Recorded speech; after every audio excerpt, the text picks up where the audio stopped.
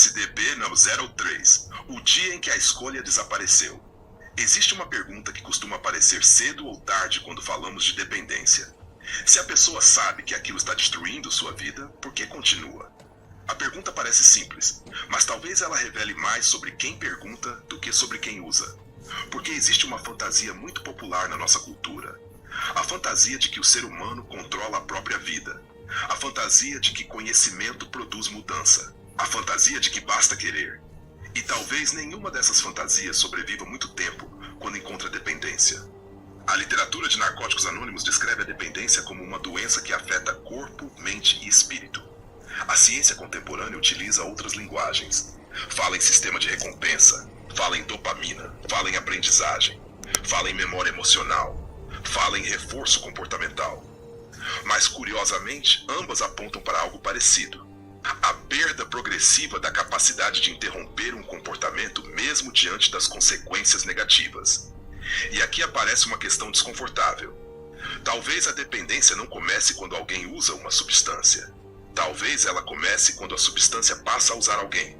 Porque existe uma diferença enorme entre procurar uma experiência e tornar-se dependente dela. No começo existe escolha, depois existe repetição, depois existe hábito, depois existe necessidade. Depois existe algo muito parecido com servidão. O corpo aprende, o cérebro aprende, a rotina aprende, os vínculos aprendem. Até os lugares aprendem. A esquina, a música, o horário, o cheiro, a companhia, tudo passa a participar do circuito. E então aquilo que parecia uma decisão individual se transforma numa engrenagem.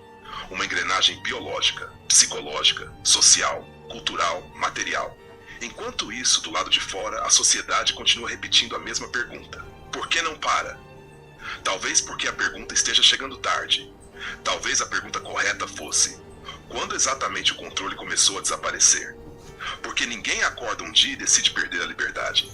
Ninguém planeja construir uma prisão dentro do próprio corpo.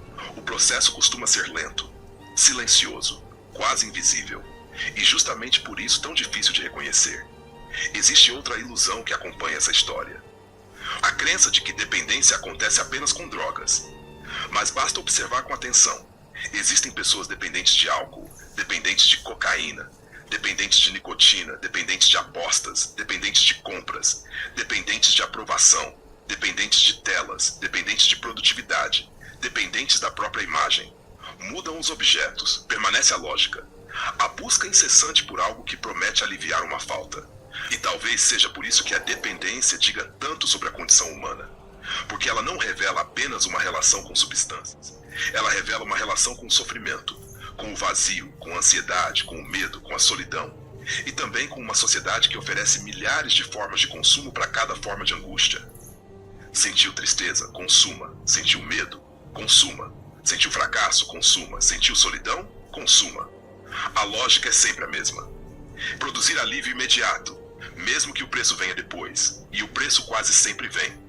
Por isso a dependência não pode ser compreendida apenas como uma questão moral, nem apenas como uma questão médica, nem apenas como uma questão psicológica. Ela atravessa todas essas dimensões ao mesmo tempo: corpo, história, relações, economia, cultura, tecnologia.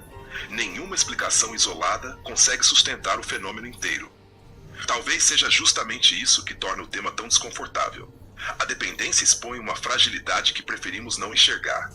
A fragilidade da autonomia humana, a fragilidade da racionalidade humana, a fragilidade da ideia de que somos senhores absolutos de nós mesmos. E talvez essa seja a pergunta que fica.